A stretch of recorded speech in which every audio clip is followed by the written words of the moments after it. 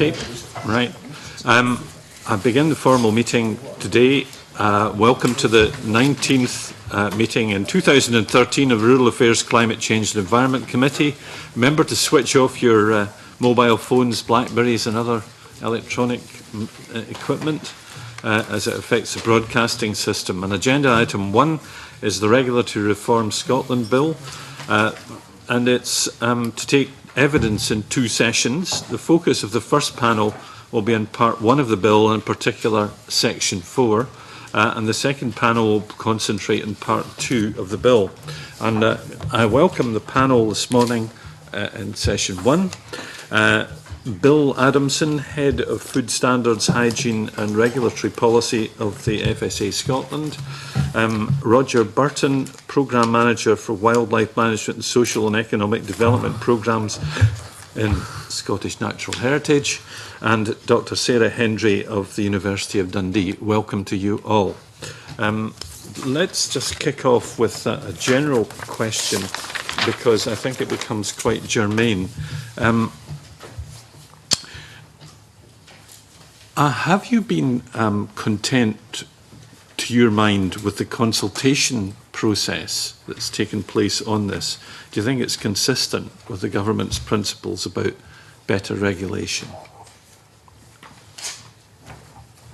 Start on yes, that. I'd like Sarah to thank HENDRY, the committee please do. for inviting us to give evidence, and we generally welcome the ideas behind the bill. And yes, I think there has been a lot of consultation around the principles of the bill, and we very much hope that that will continue in the next and critically important stage of developing the regulations and the guidance. Okay, the sound is dealt with automatically. Okay, right, thank you.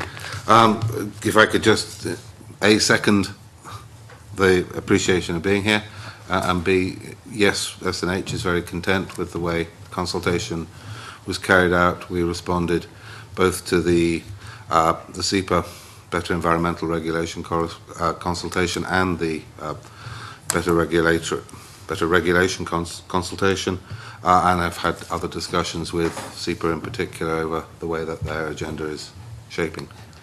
And what about the FSA? Yeah, and similarly, thanks again, Convener, for inviting me along today. Yeah, we equally have been involved fully in the consultation, responded to the consultation in a formal sense, and we do participate in some of the sort of regulatory forums, as it were, that Russell Griggs has set up. So we have a day-to-day dealing with the department as well. So you find them transparent, accountable, proportionate, consistent, targeted? You don't have to answer each of these individual, but if there's anything that stands out that's not, then this is the time to tell us. No, thank you very much. But that's the idea for better regulation principles. We'll see whether they apply now to this bill. The next question is from Nigel Don. Thank you very much, Convener.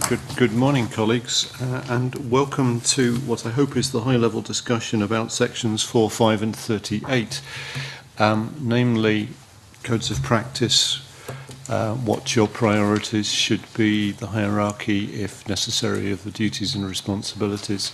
And I guess I could just start with the open-ended question to all of you. Are you comfortable that you know what this bill actually says and what it will mean? In the context. Number of aspects of the bill that I think would benefit from some greater clarity at some point.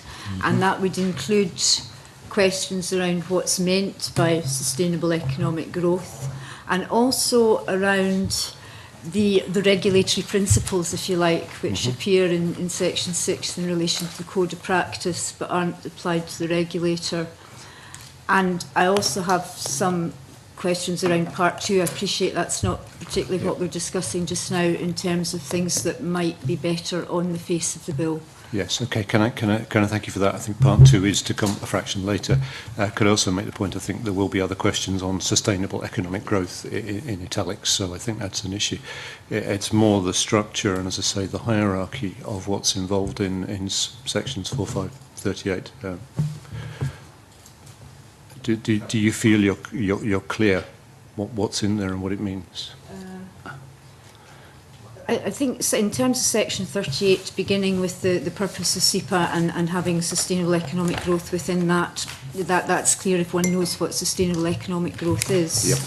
In terms of sections 4 and 5, well, I think the same question applies to section 4 in terms of what it will actually mean.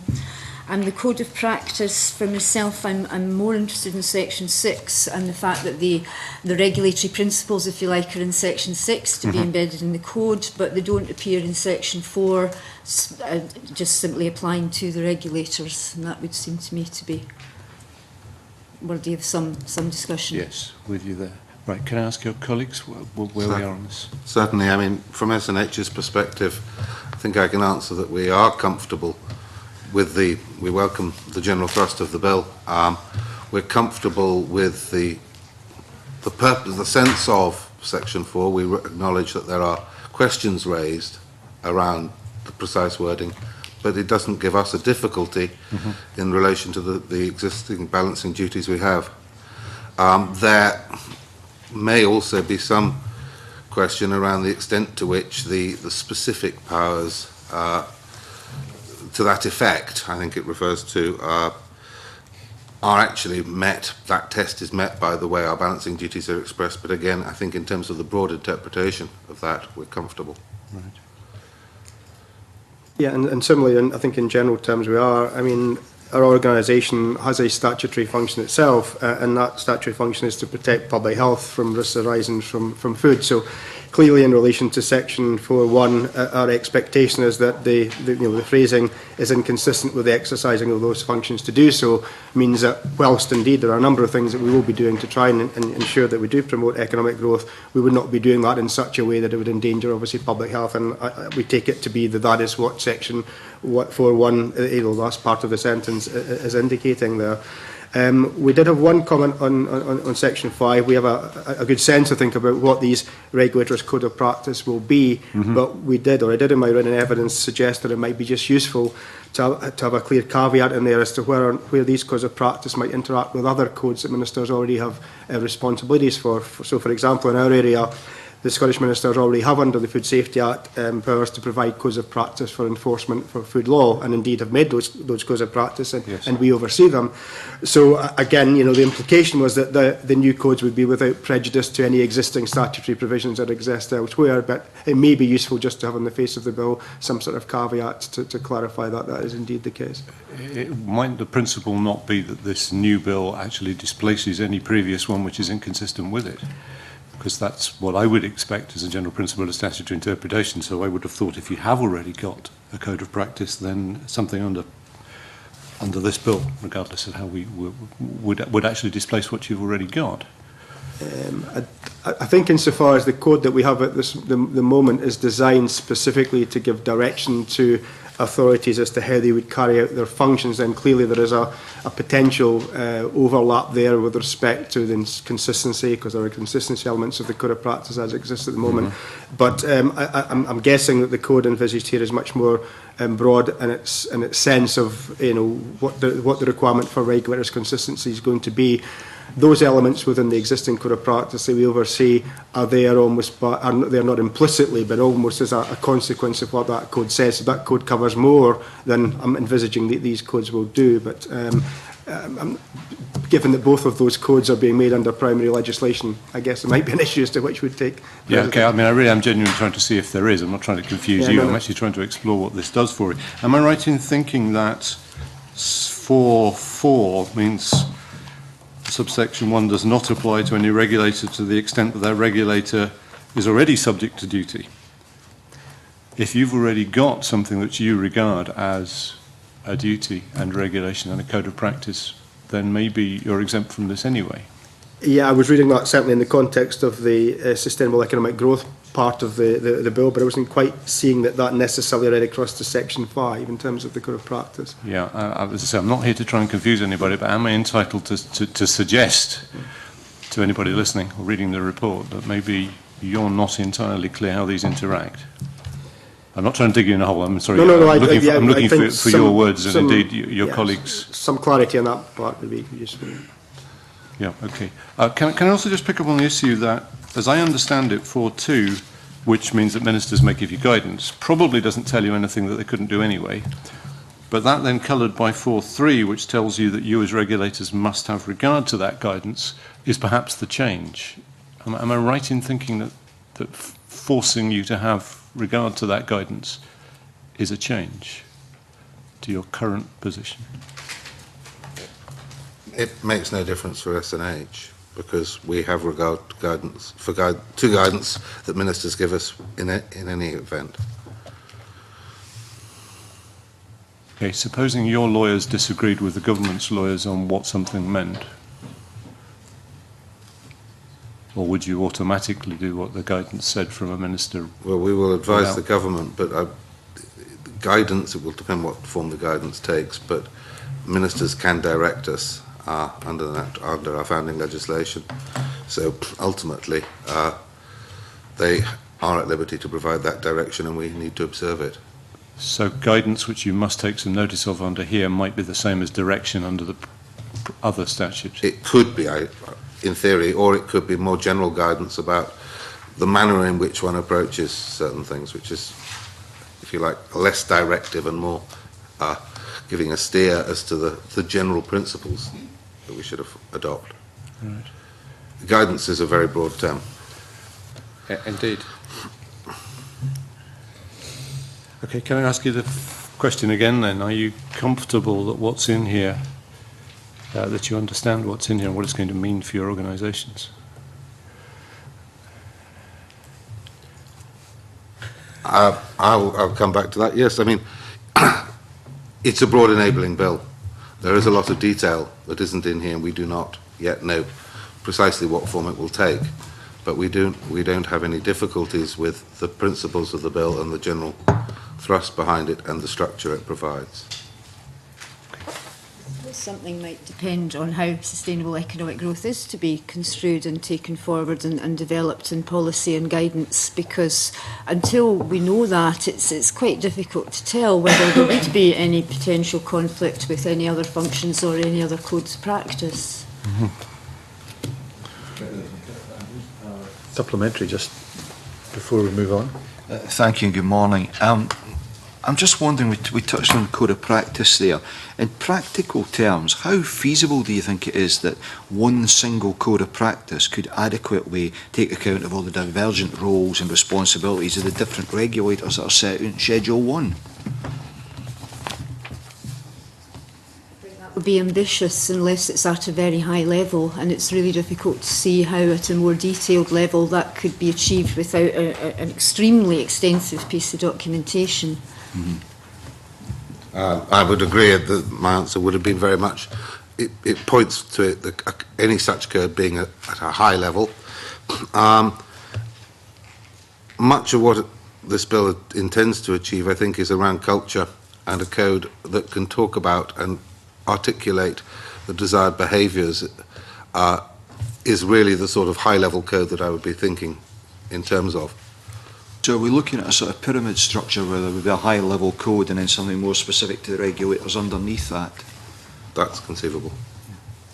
Would that be preferable from your point of view? Well, again, I think that we act as a regulator in a number of different ways. And so it would actually beg the question of how you deal with that across the different regulatory functions that we have. But I don't see it as being where it was necessary and where it added some value, then I don't see the difficulty in that. Bill ADAMSON. Yeah, well, similarly, I'm expecting that these will be quite broad principles. And maybe just to explain from my own organisation's perspective in terms of what our functions are, because that can be, in some ways, requiring clarification. We are a government department in ourselves, so we have a role of, in fact, directing others in terms of regulatory functions. And the vast majority of our functions, in fact, are carried out on our behalf by the local authorities. So, to a certain extent, how this code will be applied is most likely to be affecting those that deliver on our behalf, as opposed to ourselves, and in respect of our regulatory function in that sense as enforcer has been a relatively limited one. And then it's back to the comment I was making earlier. We already have for ministers a specific code of practice which gives direction to local authorities in terms of how they would do the detail of those functions. Therefore, I would envisage that if this is the high level principles, then there shouldn't necessarily be any conflict between those things.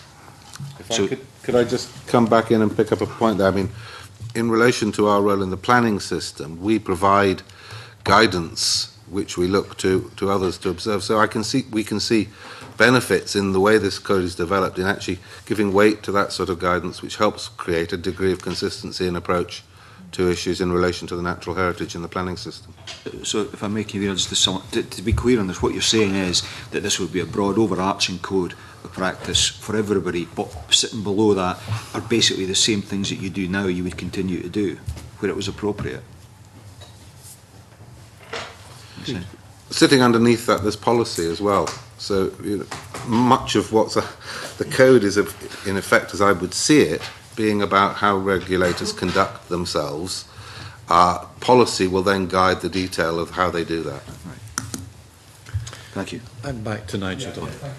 I'm wondering then if I could go on simply to ask SNH and FSO whether they feel that the duty to contribute to sustainable economic growth, or whatever those words, which we will get to in a moment, conflicts with your existing primary purpose. Are you comfortable that you can do that consistent with We the don't current see it as primary being a purpose? primary purpose in the terms of this bill. It's expressed as an additional requirement alongside our other balancing duties, which, as our evidence suggests, are there to take account of the interests of agriculture and forestry, i.e. rural businesses, to take account of the needs of social and economic development. So we see it as complementing that and helping in a sense that we're aligned to the government's purpose. We see it in the context of the government's overarching purpose rather than in isolation, and that we contribute significantly through the National Performance Framework, which is in effect the expression of sustainable economic growth and the government's purpose. We contribute strongly to National Outcome 12 and others in lesser ways. Yep, thank you. Yeah, and similarly from our own organisation's point of view, no, we don't really see any conflict necessarily at all, and indeed we have strategic outcomes ourselves which are very much better regulation orientated. We believe very strongly that it's important that regulation is proportionate and it's targeted, and that it's actually smart. And in doing so, we believe that does have a benefit of sustaining economic growth, because in our sector in particular, the worst situation that can happen is a food incident happens that undermines public confidence, then undermines the economy, and clearly we don't think those things as being incompatible. So we do have, in fact, a current corporate priority to support growth through better, smarter regulation. So that seems to me to be wholly compatible with the objectives of the section. Yeah, thank you very much. Super. Thank you. Thank you. Claudia Beamish. Good morning to you all.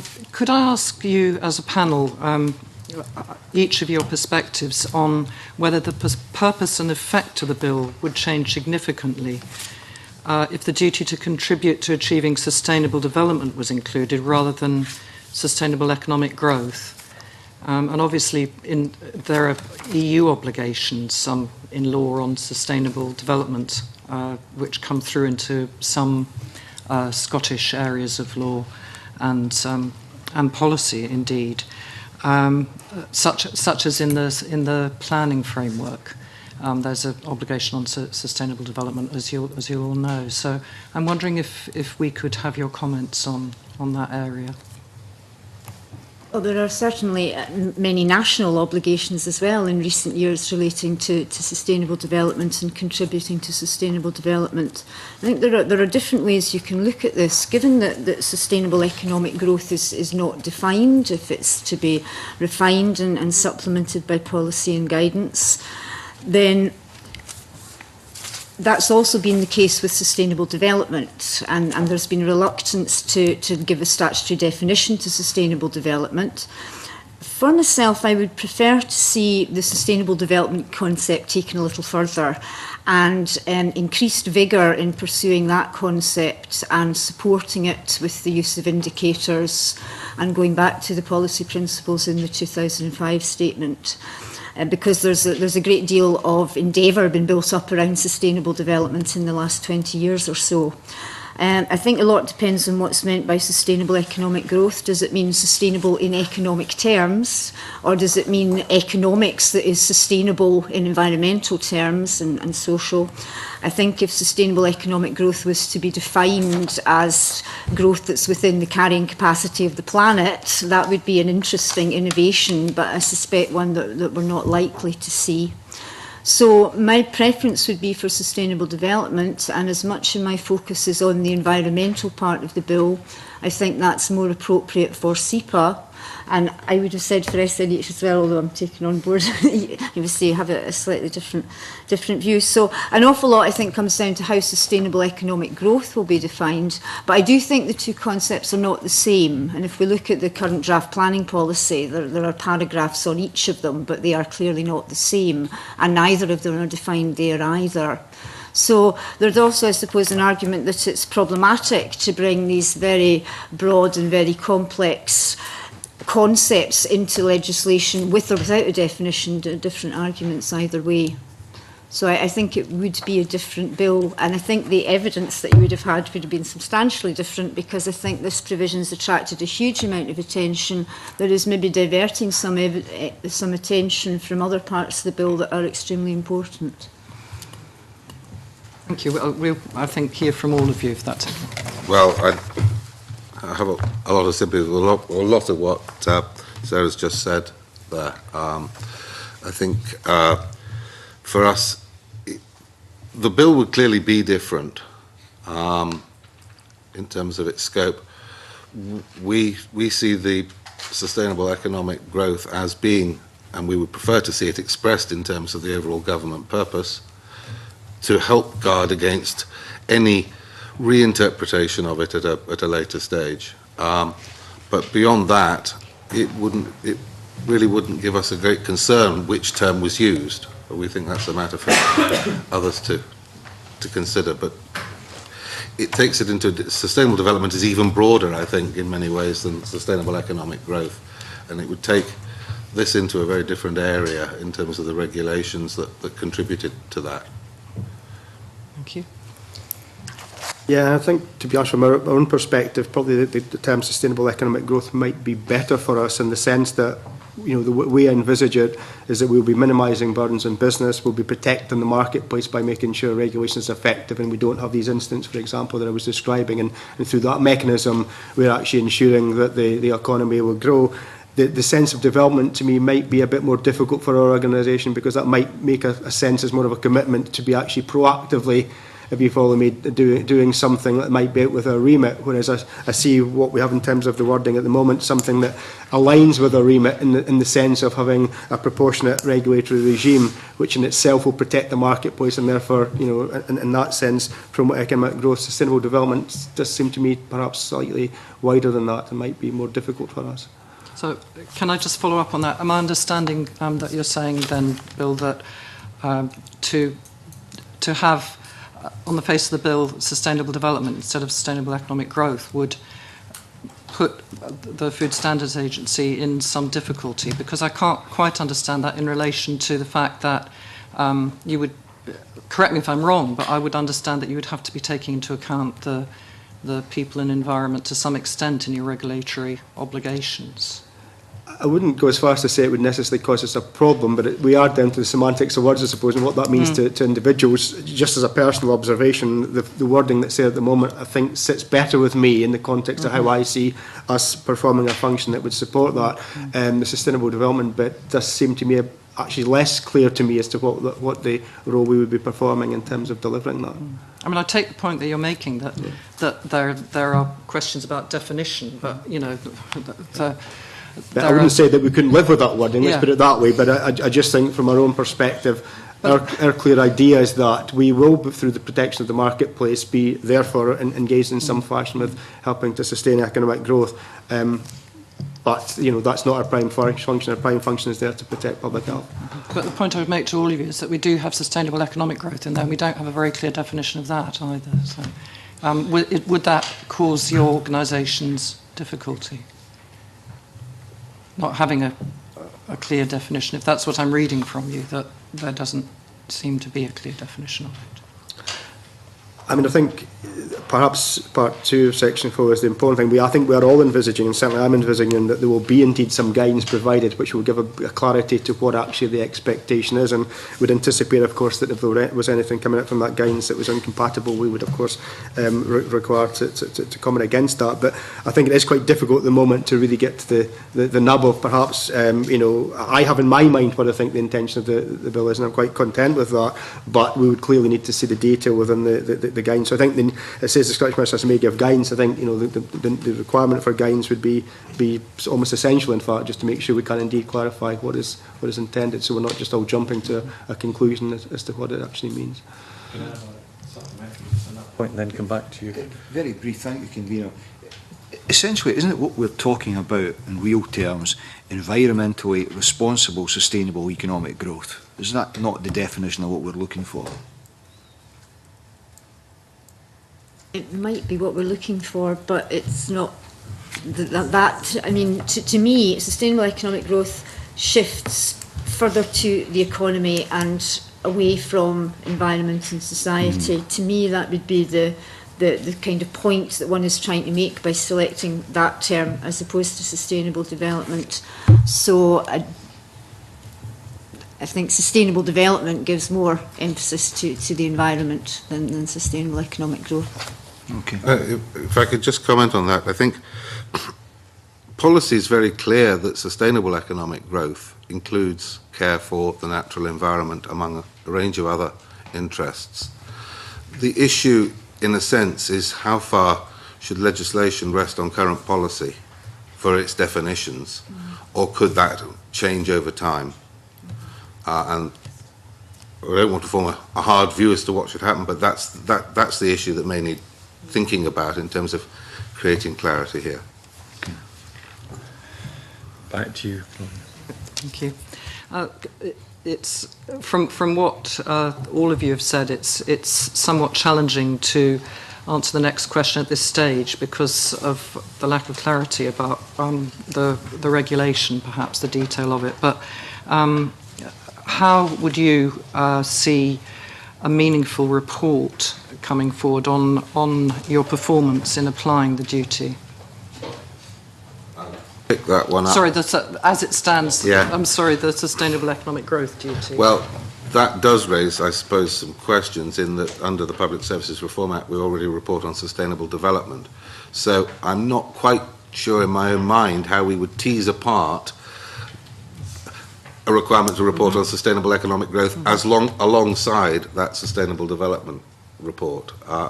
I'd need to spend some more time thinking about what such a document would look like, how much more work it would create to try and somewhat artificially separate these two very closely intertwined concepts, accepting that there are different shades and different breadths.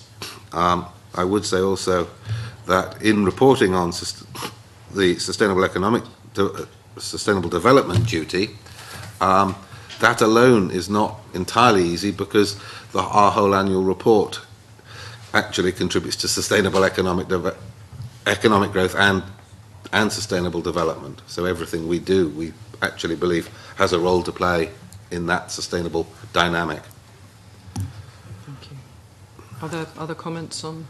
I don't actually see that our organisation would necessarily have a problem in terms of providing some auditable evidence in the sense that at the moment we're a UK department which already requires to provide evidence to the regulatory scrutiny committees at Westminster in terms of what we are doing about meeting the better regulation agenda down there, and we do that from time to time informally in Scotland by providing, for example, Russell Griggs' regulatory review group examples of what we are doing, that would be supportive of that. So I don't think it would necessarily cause us a problem. I guess the only thing from our perspective would be, once again, this issue about us having more than one function, as it were, and that so much of what is done on our behalf is done by the local authorities. So I guess it would be where we were being asked to report directly in terms of what we are doing as a government department and a regulator, where we are a regulator, and what's been done on our behalf by the local authorities, and having a clarity of the mechanism there for reporting that back. Thank you. Thank you very much. Jim Hume? Yeah, thank you, Convener. Just sticking with sustainable economic growth and what that would actually mean in practice, does the panel think that a code of practice is enough to help people understand what that means in practice? Sustainable economic growth. Pick that one up if you like first. I suspect it can go a long way, but it probably may not be sufficient on its own. There are a range of other documents, policy statements that help shed light on that, and I wouldn't look to the code of practice to provide the one and only, if you like, sole definition. As I say, statements in the likes of MPF3 and SPP are very important as shedding further light on what government means by that. Okay. Does any of the other panel members have a view? No, I mean, again, I guess it's difficult because we've been asked to comment on what we haven't seen yet, but I would hope and envisage that the code of practice and indeed the guidance that's envisaged within the bill would clarify exactly what has been meant by that and help to be clear in our own minds that what we think it means is indeed what it means. But, you know, obviously the bill is providing for both guidance and for codes of practice, so one would hope that those would indeed help to clarify. Okay. I think it's a concept that will lend itself to endless debate and discussion. Undoubtedly, depending on what the code or the guidance says, and there is a raft of policy that can help to clarify, but I think, like sustainable development, it will continue to be much debated, and we may still see differences in the way that particular regulators and other interested parties reflect on that duty and carry it out.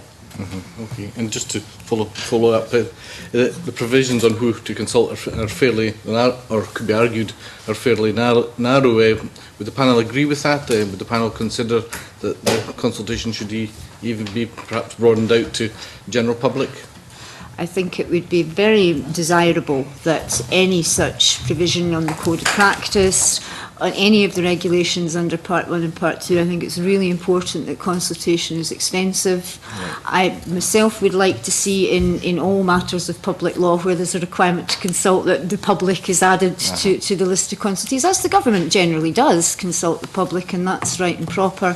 In matters environmental, it's very important. There's a provision in Part 2 where there is a list of consultees that doesn't include the environmental NGOs, which seems extremely strange. So for myself, I would like to see just as a general that the public is consulted. Okay.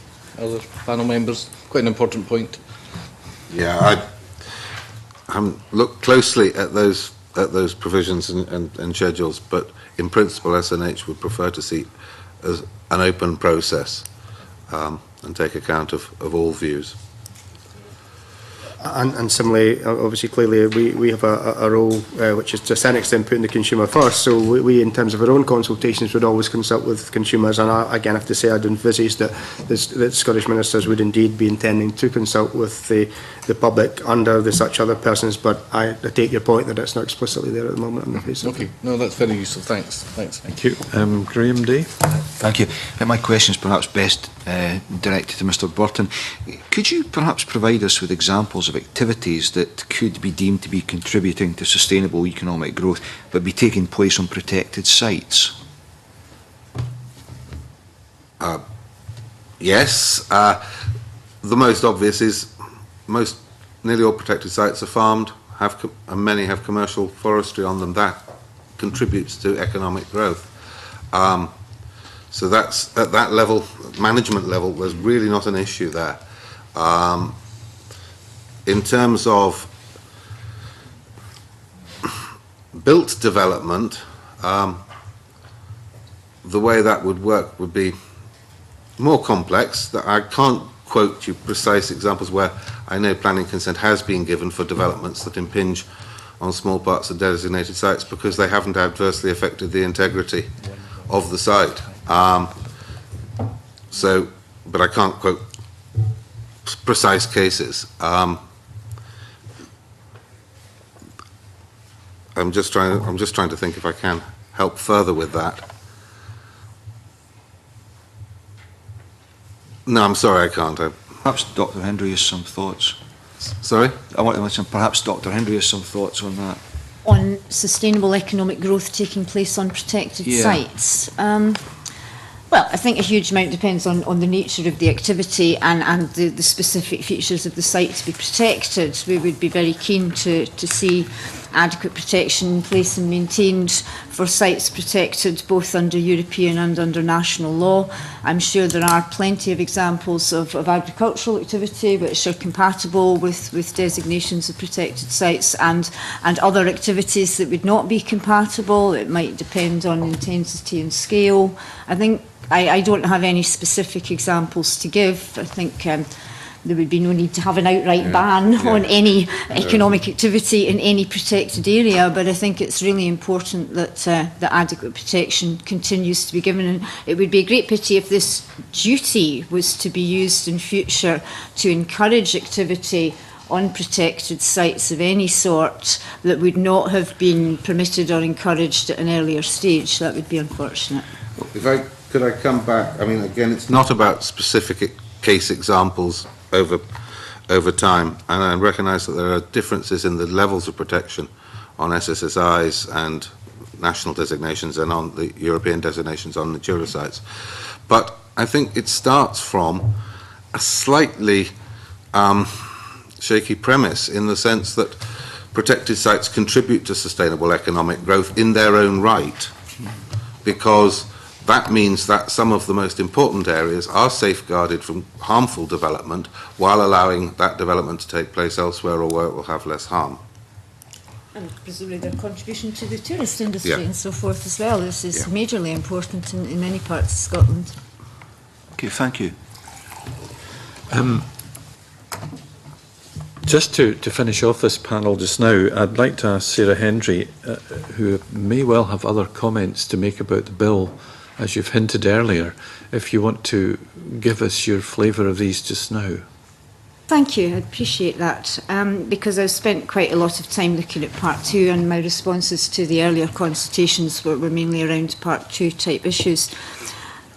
To me, I think there could be greater clarity on the face of the bill around two issues in particular. One is in terms of the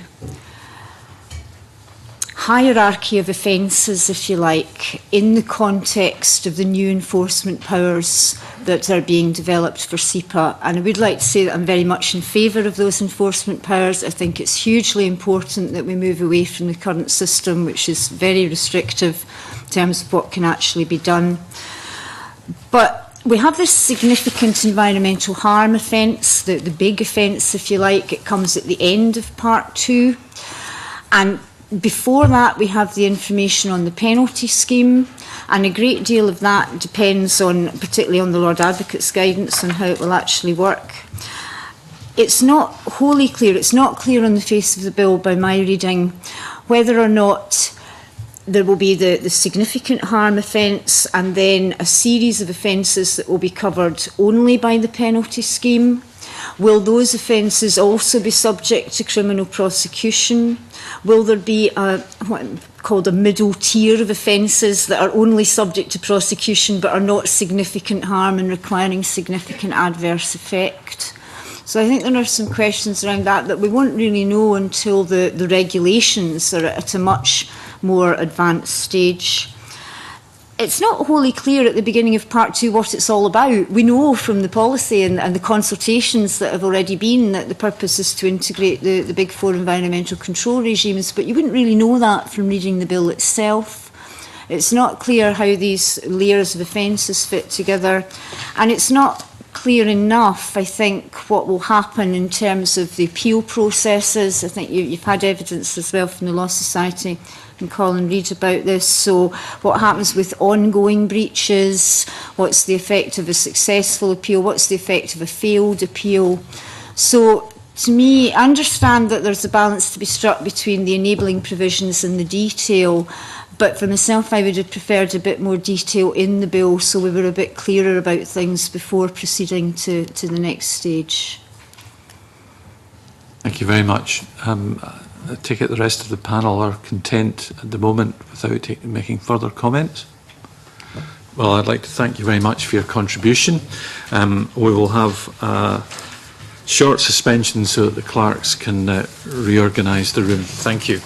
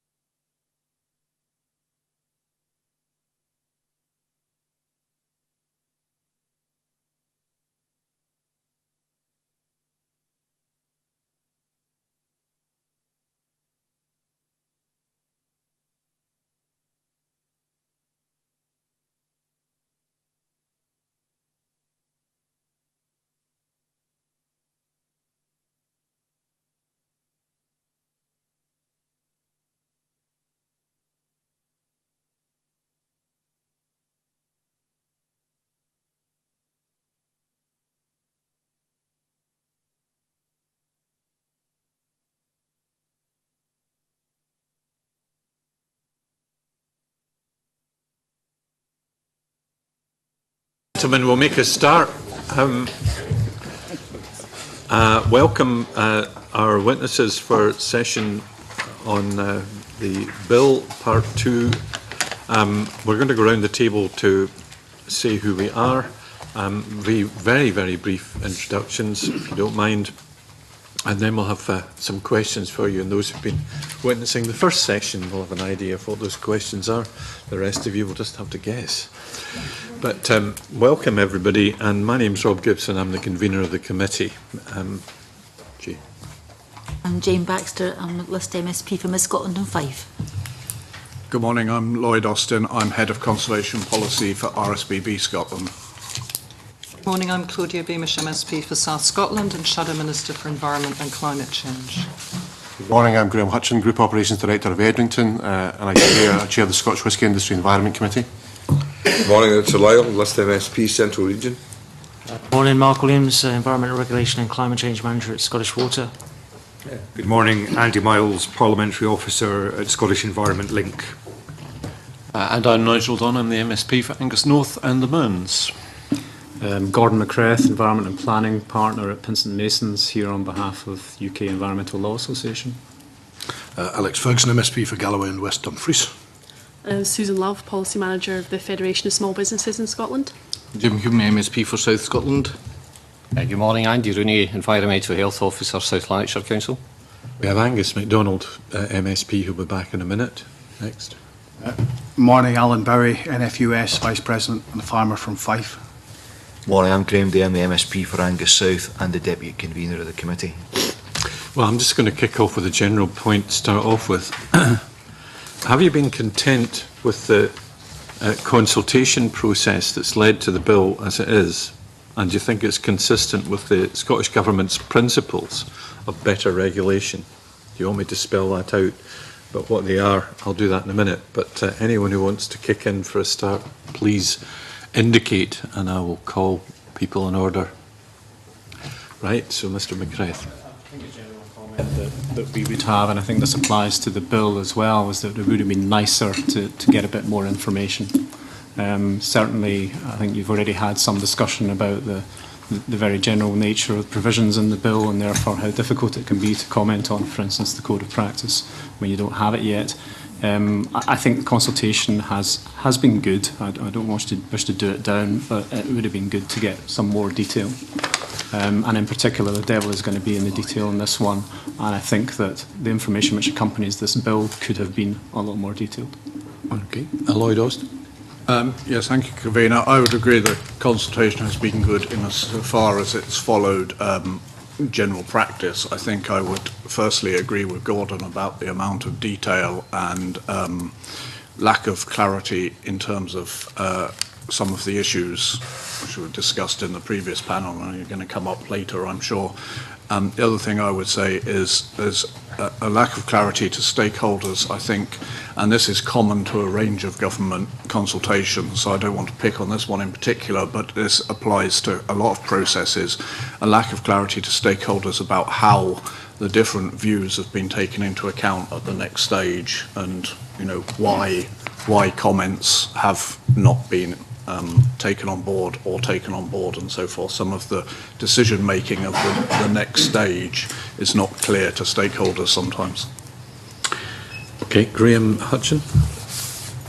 We feel that the consultation process was very positive. Not necessarily on the bill itself, but certainly on some of the subordinate legislation that will come forward later. We provided resources in industry to SEPA to help model some of the simplification of the permitting on sites, which proved very, very worthwhile. We met on a number of occasions across a wide number of operators in the sector.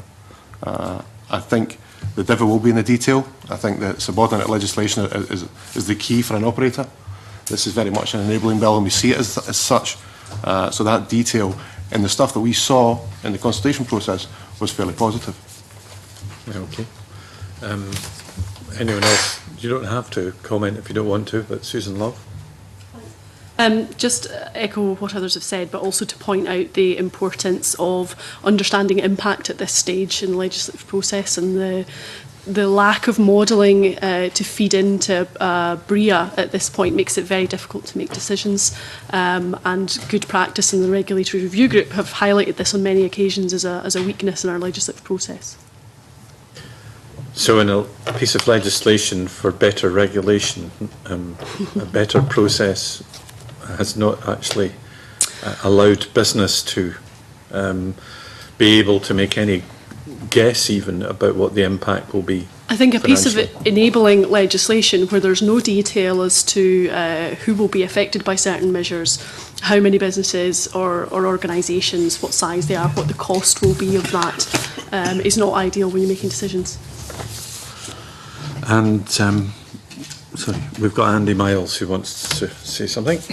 I think that the consultation process has gone according to the standards and it's been quite satisfactory, but I would suggest that the kind of stakeholder groups being established to look at the details and the broad issues involved in before, for instance, the Marine Act, and many years of discussion between stakeholders across the spectrum was enormously beneficial, and I think that this bill might have benefited from a similar process of a stakeholder forum first, sorting out and ironing out some of the problems and the details which are now, I think, causing some of the discussions that you're required to host with the legislation in front of you. Okay, right. I think we'll head into the meat of the matter now, and people can come in and just indicate when you want to. Nigel Don, to kick off. Thank you very much, Convener. I'd like to go back to the territory that I explored with the first panel for those who were here, and try and pick up on the regulator's duty as in section 4.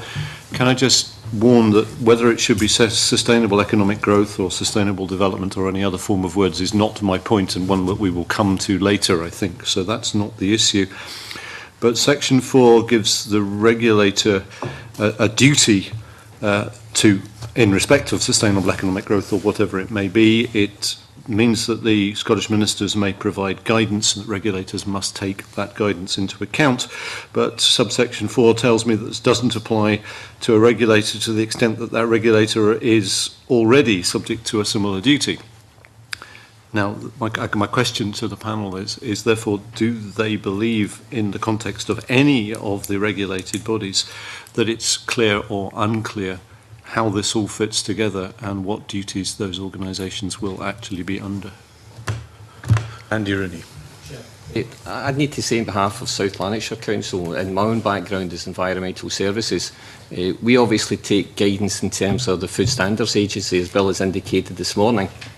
We've also got guidance that comes from the Health and Safety Executive in terms of health and safety enforcement within premises, which we've got. So at this point in time, I'd need to say I'm unclear as regards where it all sits. The point that was made earlier on, is this a pyramid element type situation? I do believe that that's probably the best way of explaining it. But for the local authority to actually deliver on the day, there obviously has to be the bolting together of the component parts, which then ensure that we do achieve consistency of approach. Given that a local authority would itself be one of the organisations which had a duty, is there a risk that you would finish up trying to fulfil the guidance from the Food Standards Agency that might conceivably be inconsistent with what you thought was the guidance to you? Potentially. Don't think it's likely, but yes. Yeah. Anyone else want to comment on this point just now? Lloyd Osborne.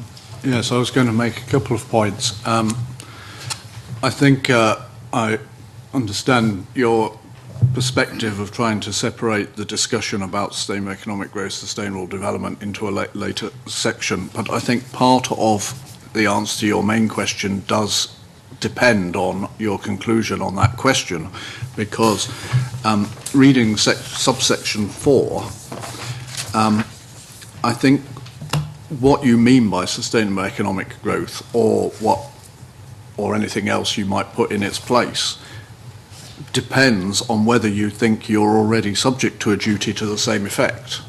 And therefore, to take the example of SNH as one of the regulators, SNH under the Natural Heritage Act already has a duty to seek to ensure that everything done in Scotland is done in a manner that is sustainable, and secondly, to take into account socio and economic matters, except when matters, European legislation overrides that.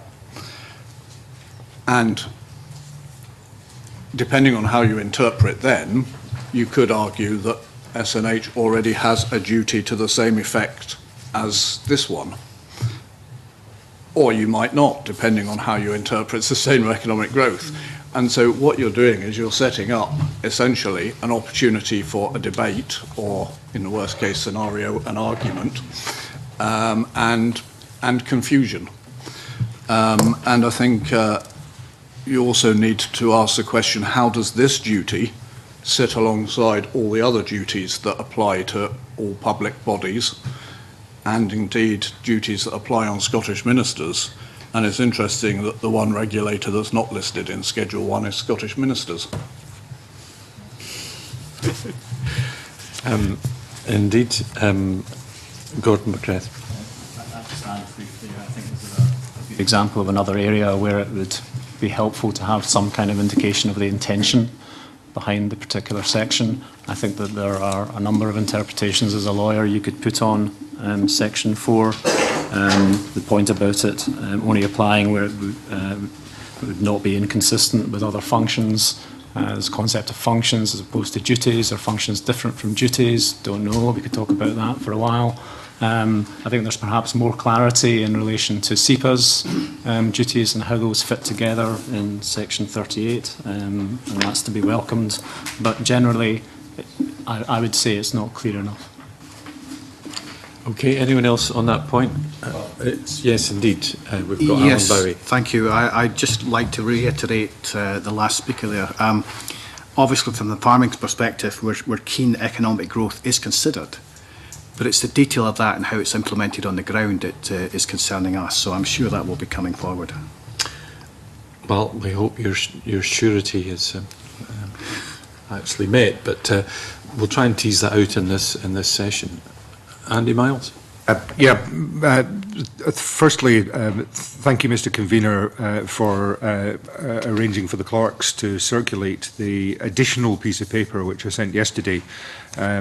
This sort of explains Environment Link's fears that the discussion that we're having at the present moment about the compatibility or lack of it between sustainable development and sustainable economic growth could quite easily, in our view, end up being decided in the courts.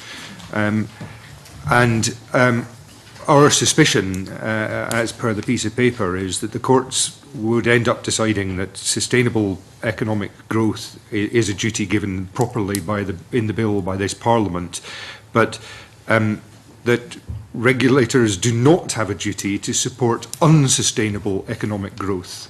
And it's unsustainable economic growth that seems to me to be the thing that's left out of this discussion, and it's left out of the bill as well, and in many respects caused the problem, because if there is sustainable growth, then there is inevitably unsustainable growth.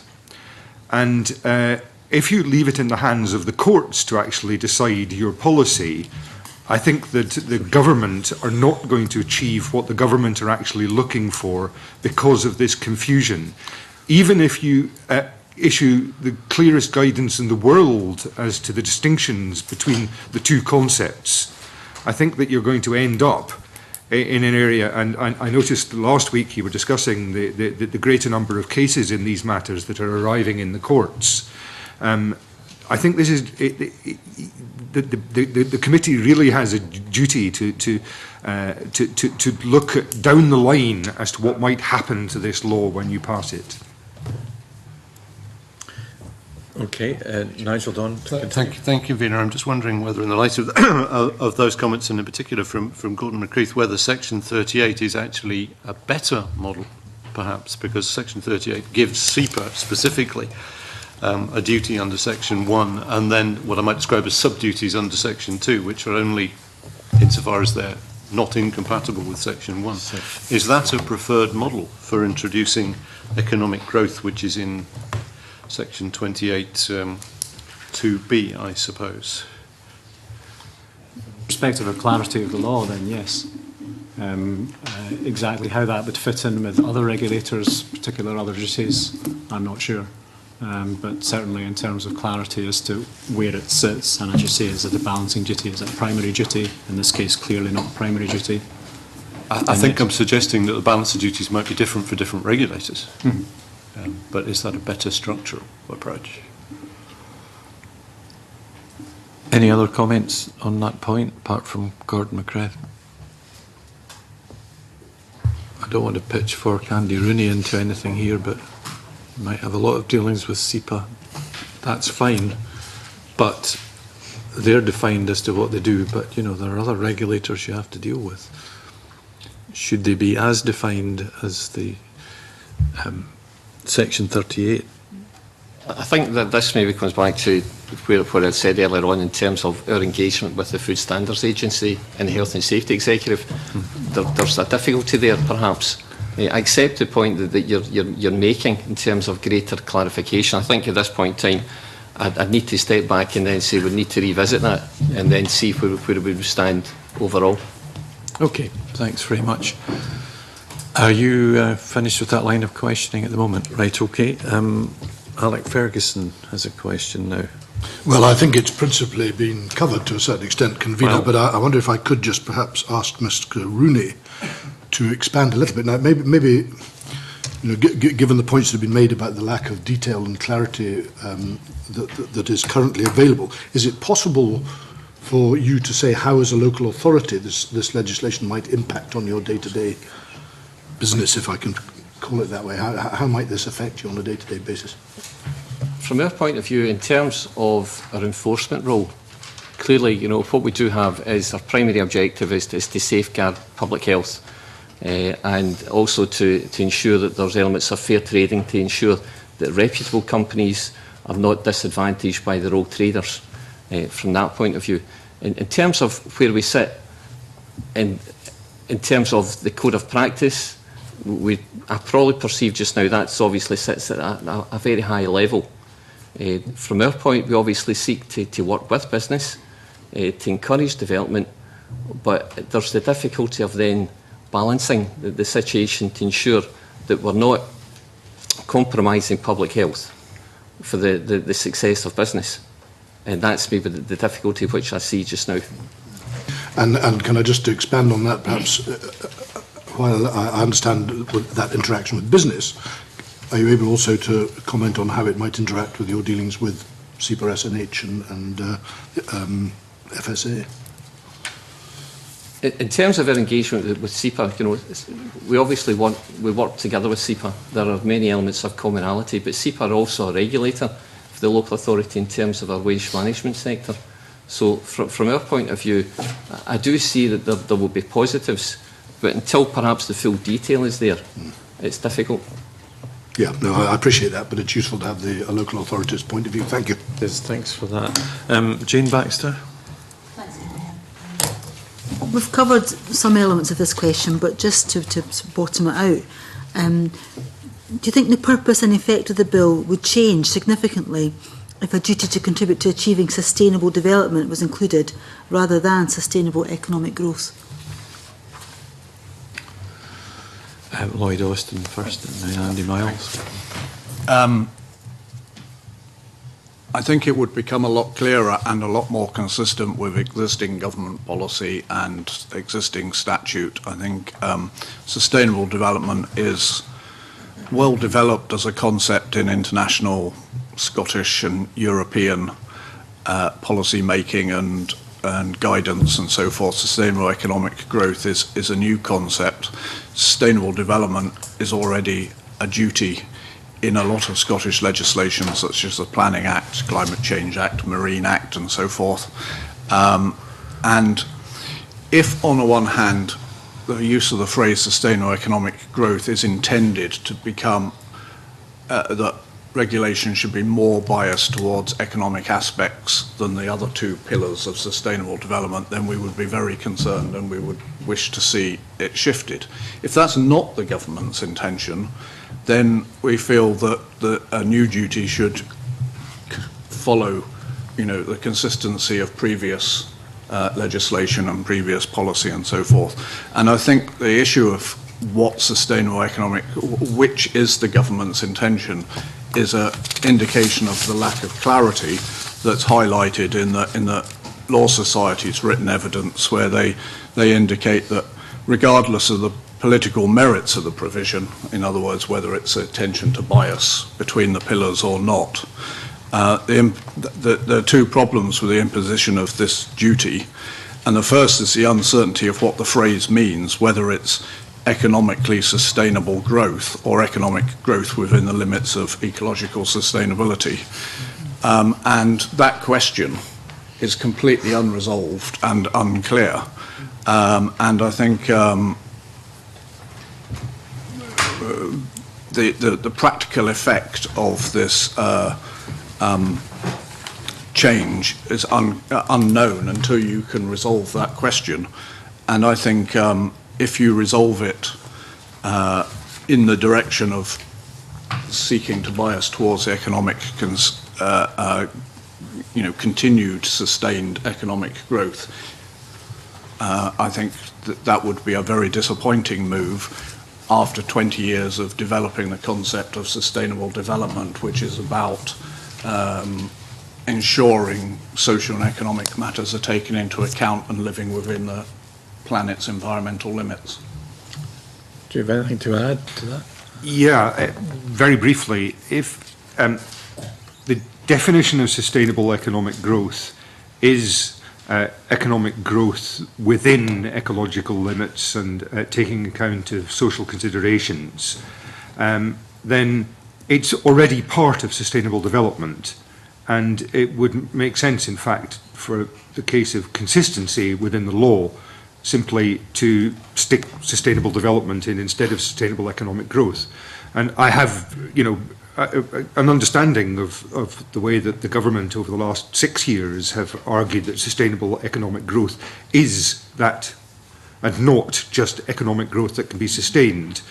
But if it's perceived to be economic growth that can just be sustained, and that is any old economic growth, or if that indeed is the definition that comes out in guidance, then I think that we're on the road to serious conflict. Alec Ferguson? Could I just pursue this a little bit, Convener, Certainly. because I'm minded that at least 2 out of the 3 of the people on the last panel suggested to us that replacing the phrase sustainable economic growth with sustainable development would actually provide even less clarity than currently exists. And they also, certainly the representatives of SNH and the SFA, both also said that they felt that the duty, there was already considerable accent on sustainable development within the duties that they were tasked to undertake. And there seems to be a conflict here that I would sort of try to seek a little bit, I think we'd probably all appreciate, a little clarity on, because I'm not sure we're all singing off the same hymn sheet here. Andy Myles. I have to say that I was slightly confused by the evidence that was being led by the 2 agencies in the last panel, for the simple reason that, as Lloyd Austin has pointed out already, they have duties of sustainable development and duties to report on sustainable development. I don't know how, therefore, this bill saying that they have a duty to sustainable development as regulators would make life any more complicated, and I really didn't understand the points that were being made at all. Sustainable development is something which Environment Linker, for example, told we have to promote as part of our grant conditions by Scottish Natural Heritage. So it's obviously a concept that they understand fully, and I can't see the confusion. What's more, I would say that in their written evidence, SNH says, in addition, there is a risk that by applying such a duty, sustainable economic growth, when making decisions or providing advice, public bodies would be open to legal challenge that the duty has been wrongly applied. And the paragraph continues in that respect. So I think there was written evidence which SNH have led, which I think the committee should look at quite clearly. Okay. My own view, for what it's worth, and I think I speak on behalf of the 35 NGOs that are members of environment link is that sustainable development has been something that's been worked on since the Brundtland Commission, the Rio de Janeiro Conference. It's an international law, EU law, UK law, Scottish law. It's a concept which it's still, as with any concept placed in a legal context, is going to be the subject of debate and definition, but it has been well worked on, and it does allow for the idea of sustainable economic growth. And I really can't see that if sustainable economic growth is a subset of sustainable development, why it's actually necessary. And as I say, I have serious fears that it is merely going to introduce confusion to the law and conflict in the courts. We'll chew over these things.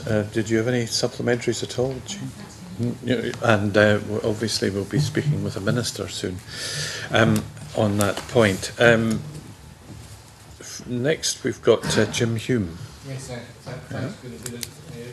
Questioning I did in the first round, so it's just to see if members round here and guests believe that a code of practice would be enough to help clarify exactly what economic growth and what that means in practice is. Is a code of practice enough, or do we need more? Andy Miles? A code of practice might help clarify the matter. A code of practice would again be binding in law, so it doesn't undermine any of the comments that I've made previously in this session.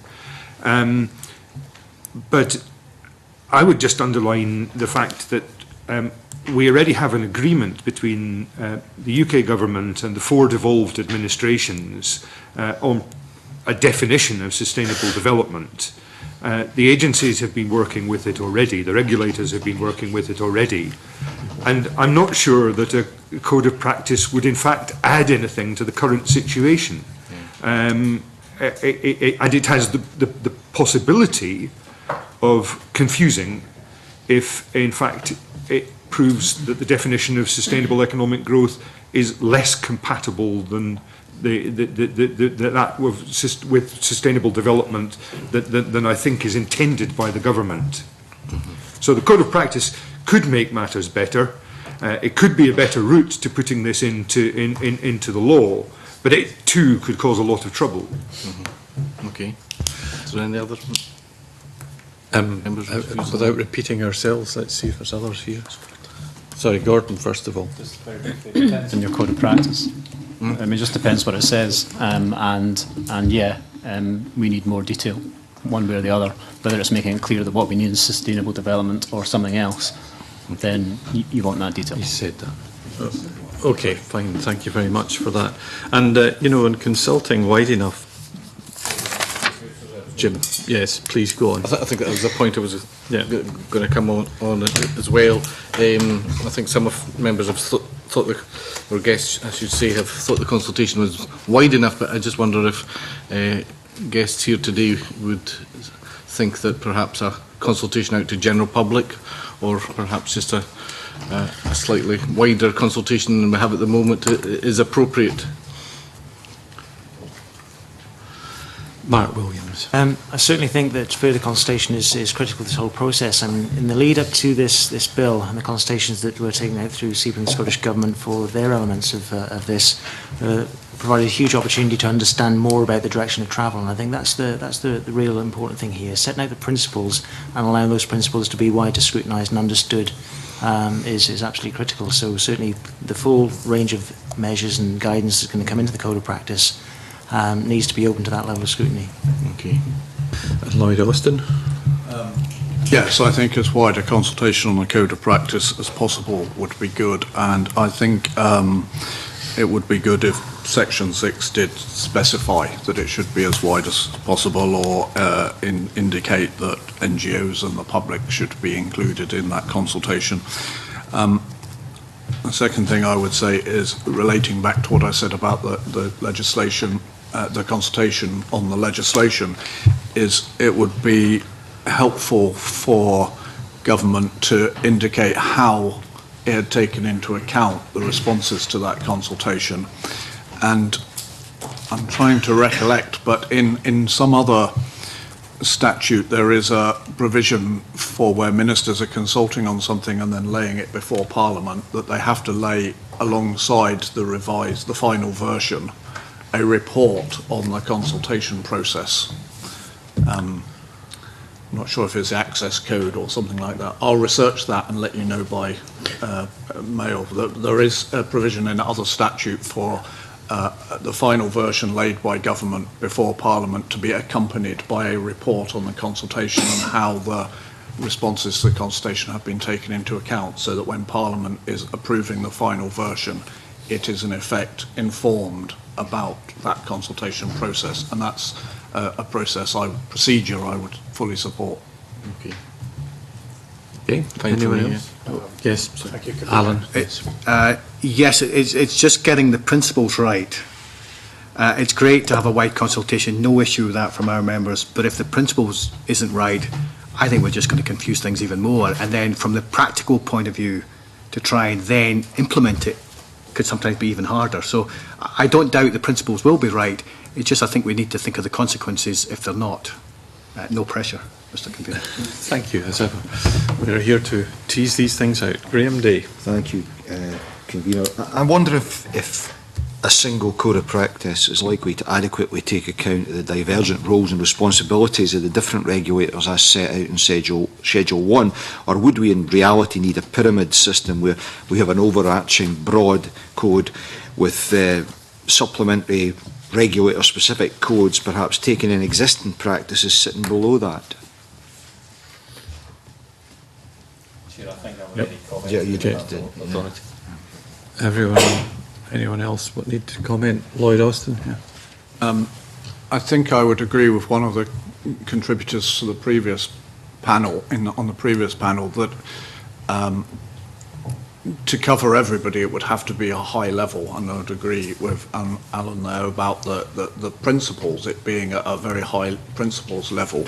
But in terms of the more detailed codes underneath for individual regulators, or whether that would be needed or not, that would actually depend on the outcome of the discussion we had before as to how it impacts on those other regulators in relation to Section 4.4. So, and your definition of sustainable economic growth stroke sustainable development. So the second part of the question can't really be answered until you've answered the debate you've had earlier on. Okay. Well, we'll move on to Part 2, Chapter 1 on the environmental regulations. Richard Lyle, first of all. Thank you, Convener. Can I ask the panel whether they consider the new focus on protecting and improving the environment will serve the needs of both business and environment, and are the definitions contained in the bill adequate and clear? That'll be Section 9 of the bill, is it? I think, in this case. Gordon McCrae. Will it help with the balance between business and protection of the environment? I think brings us back to what we've been talking about for the past half hour or so, and how that will interact with whatever we mean by sustainable economic growth. I mean, particularly in the question of, is it clear on what the purpose is?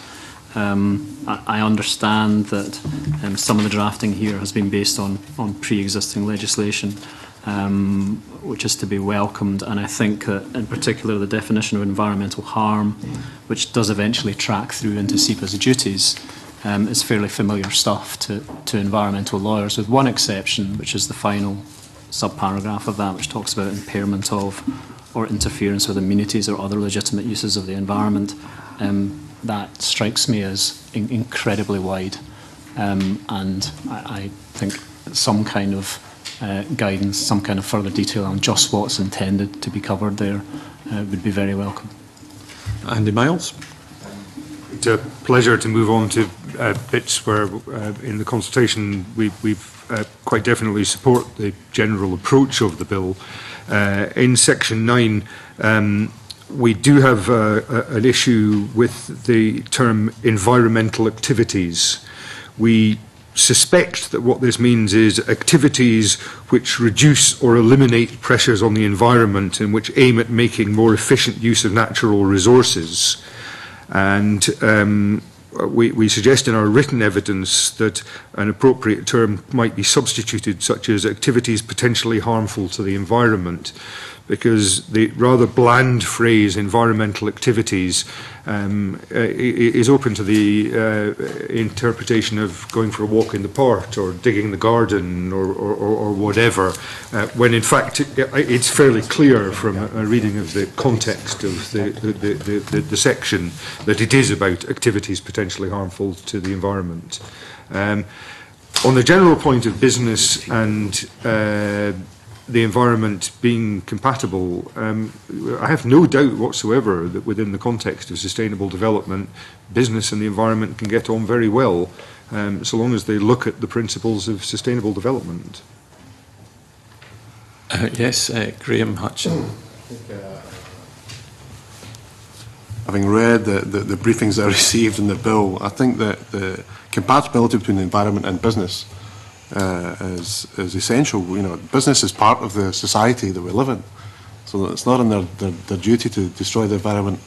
It's in particularly in my sector where the environment is a key tenet of our marketing globally and driving our export. I think what's important in Chapter 1 of the bill is that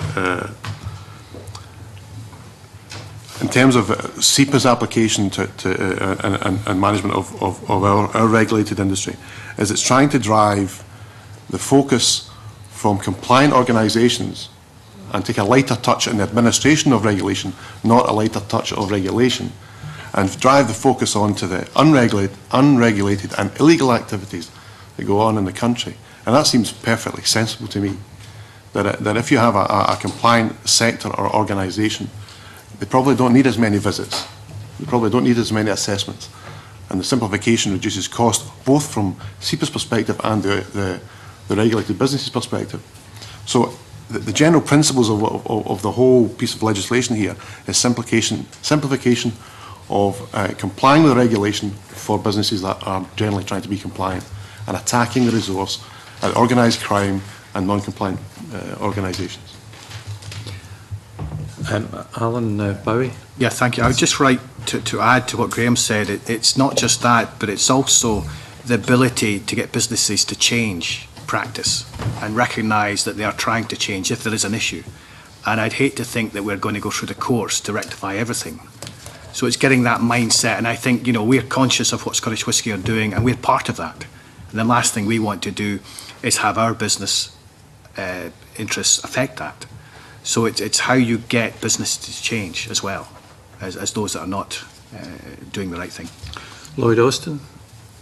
Yeah, just to add to what Graham and Alan have said, I think we support effective and transparent regulation, and in terms of the government and SEPA's previous consultations on better regulation, we supported in principle the move towards what they described as better regulation, insofar as that meant simplifying administration and processes for those industries and activities that were compliant, and concentrating more effort on those that were not compliant or in breach of the regulations and so forth. I think the key issue is to make sure that the objective and the environmental outcome that the regulation is seeking to achieve is being achieved, and that does mean that whilst you might take a lighter touch on the administration of those businesses, individuals and activities that are achieving the outcome, you have to then take a harder touch on those that are not. And I think that last caveat is important to note. Claudia Beamish. Thank you, Convener. Can I ask those who are here in relation to that question whether the definitions contained in Section 9 of the Bill are adequate and clear? I'm looking particularly in relation to in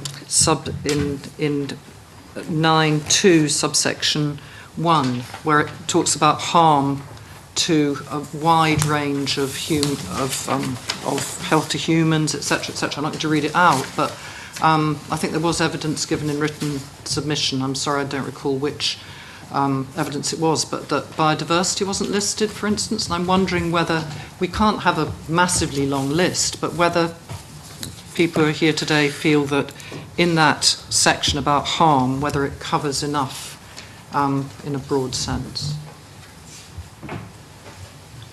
I believe so. I know Colin Reid and others have mentioned biodiversity as well, which would link in with ecosystems wherever that's used. I can't quite spot it at the moment. I have a feeling it's somewhere else. It's in 9.1, I think. Yeah. Sorry, yeah. You know, I don't have any objection to that. The reason that I say this is very familiar stuff to environmental lawyers is that this is generally the provision that you will see not just in legislation but in contractual provision. And I can assure you that the lawyers that are drafting that in contractual provisions intend it to be as wide as possible. So it's very wide, I would say, and I have some concerns that E is too wide. Okay. Happy with that. Right, Jane Baxter. I'd like to ask whether the provisions to consult on relevant regulations should be open to the general public rather than solely regulators and other persons that Scottish ministers think fit.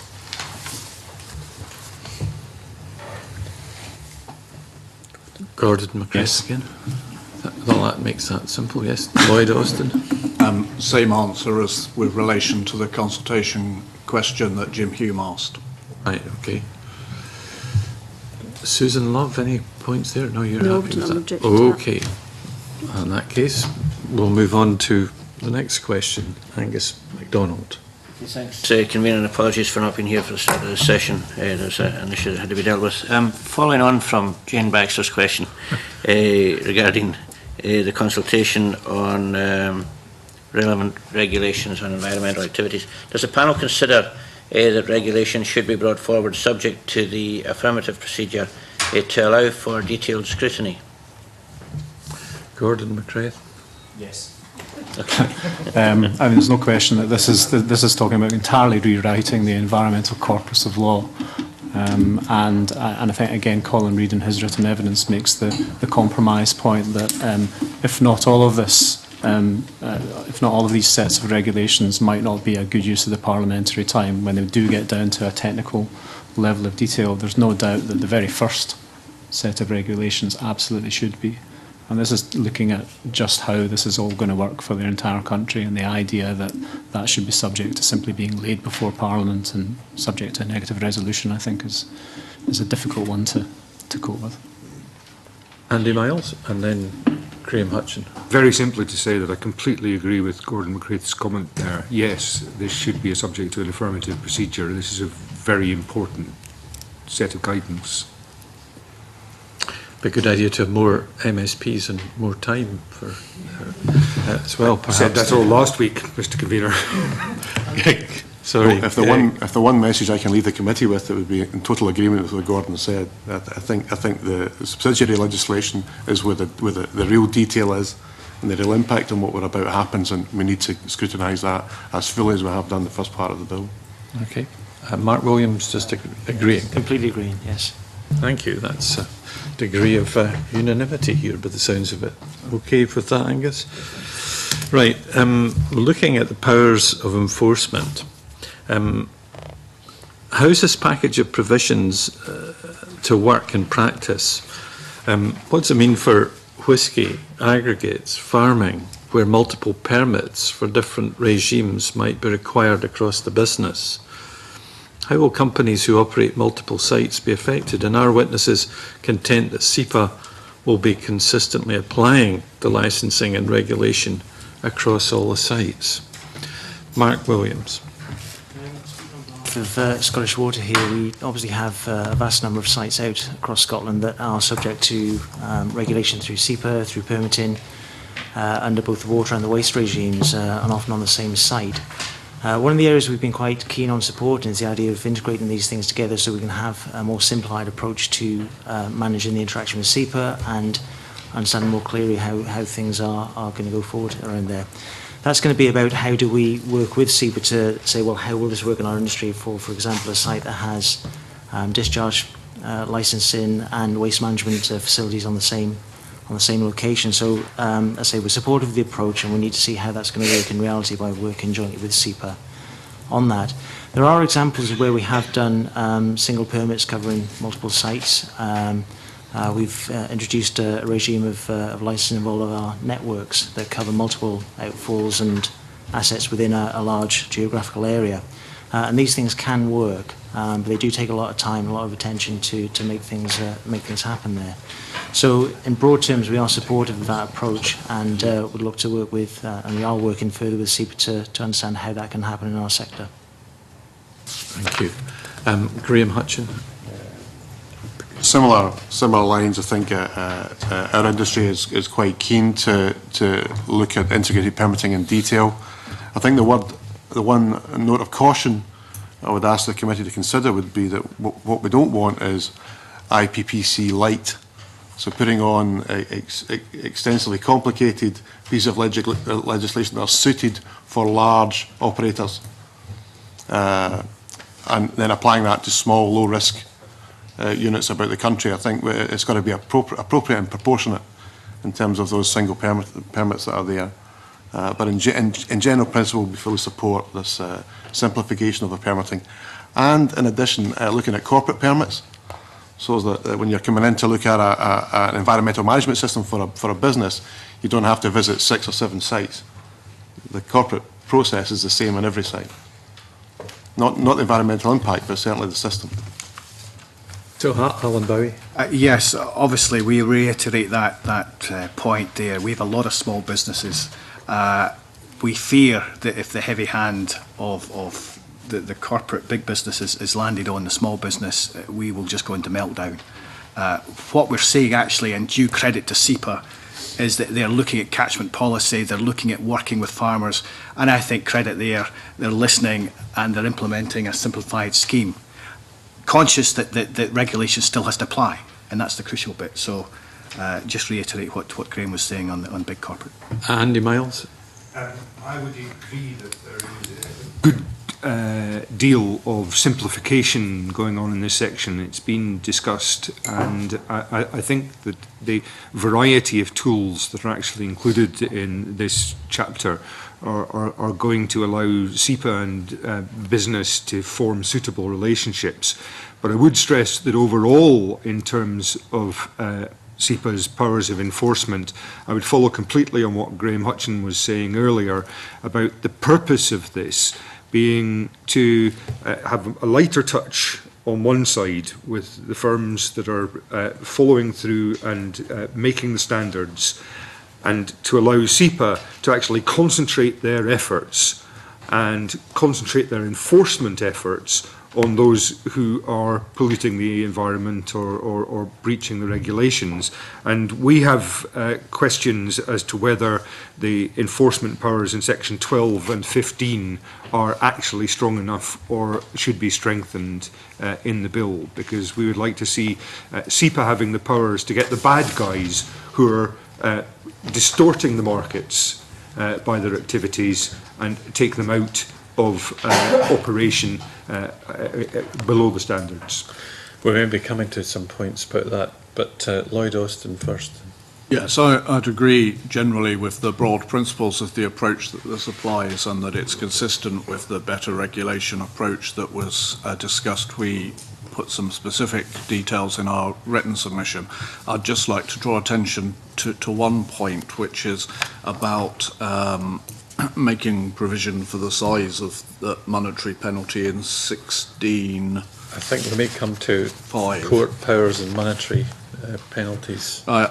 In 16.5, I was just going to draw attention to the issue of ensuring that the methods that are adopted relates to the environmental outcome you're trying to achieve, and the business of ensuring that no financial benefit arising from the offence accrues. I would ask that last bit to be altered to allow SEPA to have regard to the financial benefit, so that those businesses at the wrong end of the scale who are benefiting by trying to cut corners can be hit and sort out the market and create a level playing field for those who are trying to comply.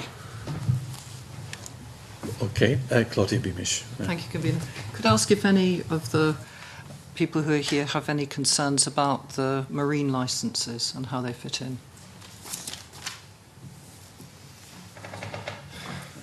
Andy Miles. We took part in the BRIA exercise with officials to look at marine licences, and we have some serious concerns about how marine licences are going to fit into this process, particularly with the attempt to standardise the appeals process and make it as short as possible. We at our meeting with officials and will continue to argue as the provisions of the bill go forward and the process goes forward that there are serious questions of compliance with the Aarhus Convention on access to environmental justice here, which we don't think at the present moment are being taken fully into account. Lloyd Austin.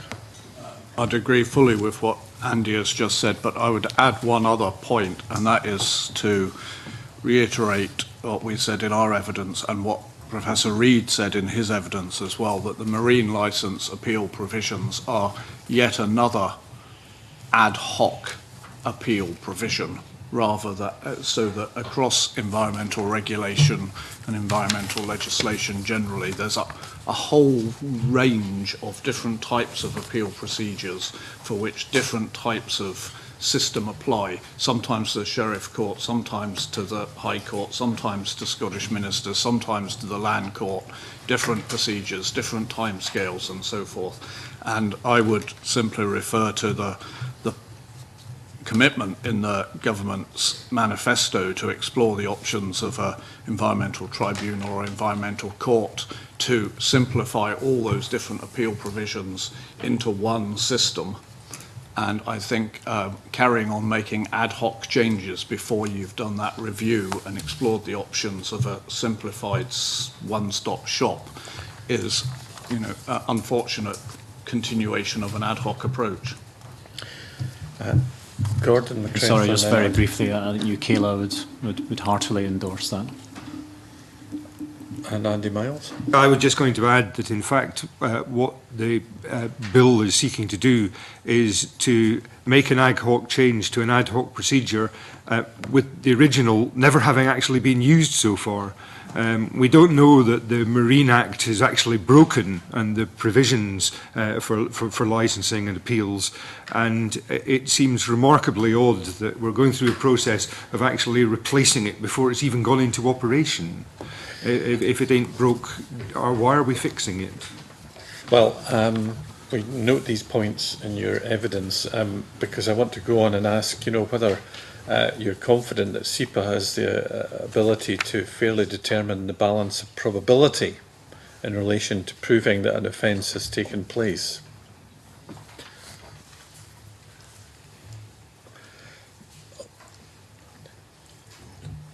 Gordon. Yes. I've no doubt that they'll give it their utmost. To me, the more important point is how will the appeals mechanism deal with that, and will the appeals mechanism be adequate to ensure due testing of that, and then moving on from that, what happens if you're successful in an appeal or if you're unsuccessful in an appeal? I think that if I was to pick one gap in this bill above all others that requires filling and ought to be filled at this stage, is to say more about the interaction between SEPA's area of jurisdiction and the criminal court's area of jurisdiction. Because a fundamental question on which we have no information at the moment is, at the moment, it's not entirely clear, but it looks like SEPA will impose a penalty on you. You can take that. You can't have criminal proceedings then raised against you, but do you nevertheless have an offence on the record? And if SEPA imposes a penalty on you, do you have the option to say, thanks very much, but this is a criminal offence and I'm not willing to have this decided against me on the basis of balanced probabilities, so I'd like to just take it to the courts, please. Obviously following from that, are we confident that SEPA's powers of enforcement will be proportionate? You know, what discussions have taken place with SEPA on this matter by any of the parties here? None from the point of view of local authorities? None I'm aware of, Chair. Yeah. Chair? Any discussions with SEPA about this? Gordon Hutch? We've had discussion, but we came to the same lack of clarity in terms of how this would, the mechanics would work in reality. There are some positive things in this line, in the having the access to voluntary reparation, which is quite important, which prevents us going down the costly litigation area. But if it does come to the courts will decide, I guess. But no absolute conclusion, and it's further clarification required, I think. Indeed, Alan. Yeah, thank you, Mr. Convener. The point, I mean, you're quite right. The issue is the balance of probabilities here, but also the appeal process. And it's really item 6B that it says does not include the ground that SEPA failed to comply with guidance issued by the Lord Advocate. Who's checking SEPA here? And I'm concerned that the only way we're going to get this rectified is go through the court procedure, and we're trying to avoid that. So I'm really asking a question as to why, if SEPA failed to comply, why we have to actually go through an appeals process. Why the thing has to stick.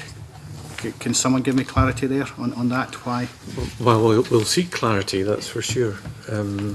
Susan Love? Well, we have, specifically talking about sanctions, which I know you're going to come on to, I mean, we have had discussions with SEPA over the last year or so about the anxiety that a lot of small businesses might feel about the discretion that SEPA will have to hand out sanctions, and whether a small business will feel that they have the right to appeal, whether they will feel that they've been judged fairly. I would be concerned about whether small businesses are going to feel are informed enough and might not feel that they're at a disadvantage because they'll just take whatever penalty is handed out to them, feeling that they've got no other option to contest it. Okay, on that point. Right. Jim Hume? Yes, thanks, Convener. It's going on to those penalties, and wonder whether the panel members think it's appropriate that there's a cap of £40,000 on fixed monetary penalties, or should there be no cap, or should it be much lower, etc. Susan Love? Well, from reading the evidence committee's received, I think probably I'm going to have a different view from some of the others, but certainly our question to SEPA at the moment has been at the lower level of the fixed penalties, because from our perspective it's been discussed that we might be looking along the lines of £500 to £1,000, whether it's an individual or a company, for a relatively minor offence. Now, I don't know what the definition of minor offence would be, but it's quite easy to envisage a lot of small businesses who are unaware of the responsibilities, particularly in terms of carrying waste or something like that. Now, £1,000 for a small company is a huge fixed penalty fine to be handed out. And so, back to that question again around clarity of the procedures of how this is going to be used, in which circumstances, how will we ensure consistency, and what monitoring will take place. And the same is true of the variable penalties. Again, £40,000, whilst it may not seem proportionate for a large multinational company, the discretion of £40,000 is huge for SEPA in determining a penalty on a business. Andy MYLES first. I would agree entirely with Susan Love that there has to be some sort of indication of the distinction between the large corporate and small business. But in general, we've submitted written evidence suggesting that in several places the cap should be lifted, or indeed in the case of Section 26, I think we've suggested that it should be taken off completely. We should remember that we can be dealing with cases where £40,000 or £50,000 is a drop in the ocean by comparison with the damages and costs. And these penalties are not being introduced, these powers of enforcement are not being introduced so that SEPA are going to charge around the country using them. They have to have a proper stick, though, if they're going to walk quietly, as Graham Hutchin and others have been suggesting. We would ask Parliament to make sure that that stick is adequate to deal with some of the real serious dangers to the image of Scotland, which are so crucial for our tourist industry, for our whisky industry, for our food and drink, and for a whole series of other economic purposes within Scotland. We have a reputation, in fact we have a history, certainly within the UK, but also I think compared with some other European countries, of not fining particularly hard in Scotland. Our fines have been a lot lower by comparison with those faced by companies in England. And I think that SEPA needs to be given significant powers, not so that it can run around battering companies, small or large, in Scotland, but so that it's prepared to deal with the exigencies and to defend the reputation and the environment of Scotland and its economy and people. Lloyd Austin, then. Gordon. I'd agree with both what Andy said and Susan, and I think the key principle here is to link the size of the penalty to the environmental impact and to the potential financial benefit gained by seeking to subvert the regulation. So it comes back to the provisions in section 16 and section 27.2. And as a precedent, I would refer the committee to the implementation of an EU scheme, the Greenhouse Gas Emissions Trading Scheme, where the penalty is €100 per tonne of CO2 emitted over and above the limits. So that's a climate change regulation. And there, it's absolutely clear that the fine is linked to the environmental impact that has been caused by the breach of the activity. And so I think, there is a potential for a large operator who is working at the margins of the law to find that £40,000 is a small amount of a fine to make it worthwhile, in a sense, causing a very significant environmental impact. So I would say that we would like to see these limits raised or removed entirely, but with the condition that it be linked to the size of the environmental impact and the financial benefit accrued, so that the issue Susan raised about small companies and minor breaches is protected. Okay, Gordon, okay. The fundamental question here is to where is the appropriate line to be drawn between what SEPA does and what the criminal courts do. Now, if that line is to be drawn a lot higher, for instance, we know that the civil sanctions regime down south would allow variable monetary penalties up to £250,000. Well, then that's a political decision as to whether that's an appropriate amount for SEPA to go around handing out. But from a legal perspective, it needs to be absolutely clear that in those situations the appeals mechanism is adequate.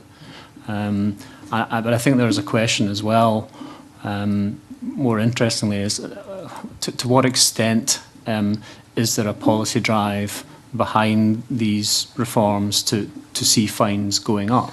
Now, on the face of it, you might look at the variable monetary penalty powers as they stand and say, well, if SEPA has the discretion to impose fines up to £40,000, yes, that's consistent with where the fines maxima lie at the moment, but you very seldom see those amounts actually coming in.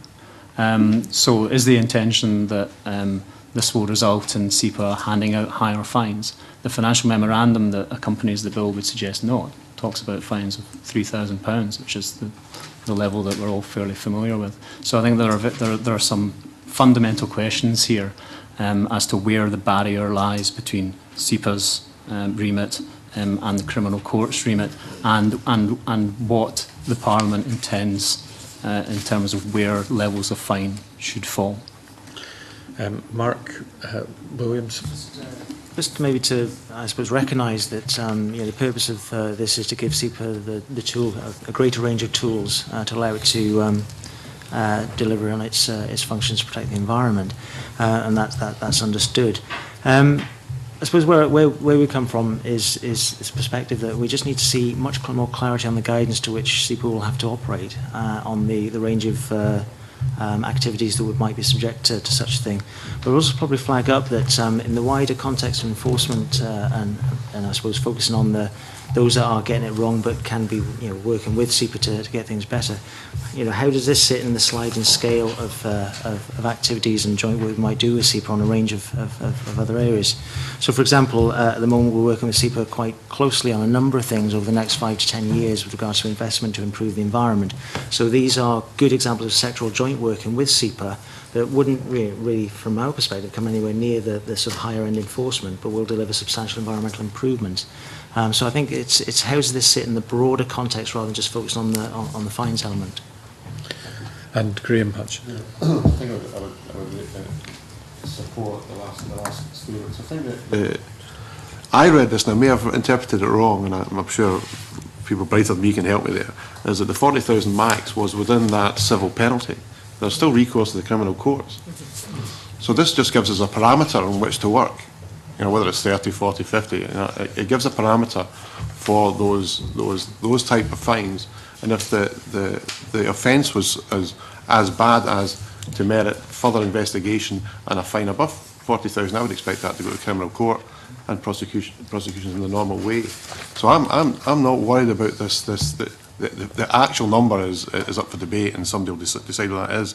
But the principle is it should lessen the bureaucracy in the court proceedings on the majority of minor environmental breaches and clean up the process a little bit from my view. And anything really serious, I mean, £40,000 of a fine is a serious breach in anybody's language, but anything above that goes through the criminal courts. And I'm quite comfortable with the philosophy in here. There is recourse to other areas to really ensure that those who have a breach of regulation are penalised appropriately. Okay. Move on, I think, a bit in this area to Claudia Beamish.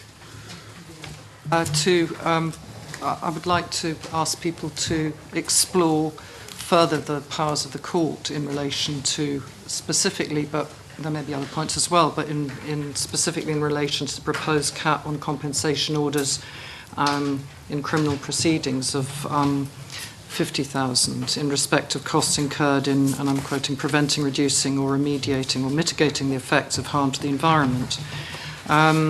Does this adequately reflect the potential associated costs? We have touched on this already, but if there are other views on this, should it be capped?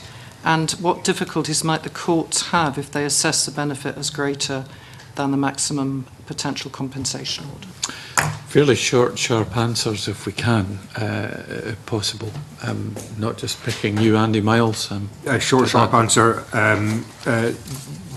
We don't believe that this should be capped. If the courts are to have a power here that is going to be used, it should be proportionate with the amount of damage caused to the environment. This, taking on board Graham Hutchins' last answer, is the courts that are actually going to be dealing with it here. It's not going to be SEPA that's handing this out. I don't really know why they want a 50,000 cap here.